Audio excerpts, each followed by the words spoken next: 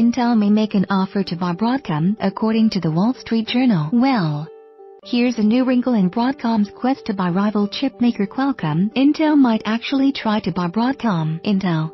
The world's biggest PC and server chip company is mulling a bid for Broadcom, a company that makes Wi-Fi, Bluetooth and other connectivity chips, according to a report Friday from the Wall Street Journal.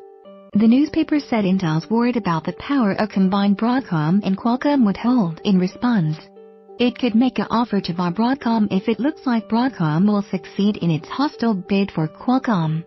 The journal said Intel reportedly has been considering the acquisition since late last year and is working with advisors. The journal said, but the paper, citing unnamed sources, said such a deal would be enormous and complex and may never happen. Intel said in a statement that it doesn't comment on rumors or speculation related to mergers.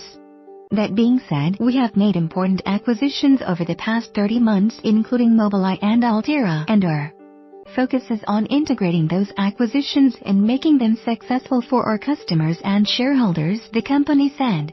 Broadcom didn't immediately respond to a request for comment. Broadcom, a maker of chips for everything from cable modems to set-top boxes to digital video recorders, announced an unsolicited bid of $130 billion for Qualcomm in November. Qualcomm, the world's largest maker of chips and processors for phones, rejected a revised $121 billion buyout in February. Talks grew more contentious a few weeks later when Broadcom lowered its buyout offer for Qualcomm to approximately $117 billion, making an inadequate offer even worse. Earlier this week, the Committee on Foreign Investment in the United States, or CFIUS, called for an investigation of Broadcom's proposed acquisition of Qualcomm, worrying the hostile bid could pose a risk to U.S. national security.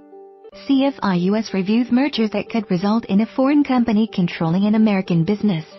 It typically gets involved after a deal has been struck, but in this case, Qualcomm asked it to step in earlier. A combination of the two companies would create a chip giant supplying components to a wide array of electronic gadgets found in your home or pocket, and would mean that one major company served as the primary supplier for key components used by Samsung, Apple and other tech giants. It also would pose a threat to Intel, which already had seen its position decline as its core market, PCs, shrinks in favor of mobile devices.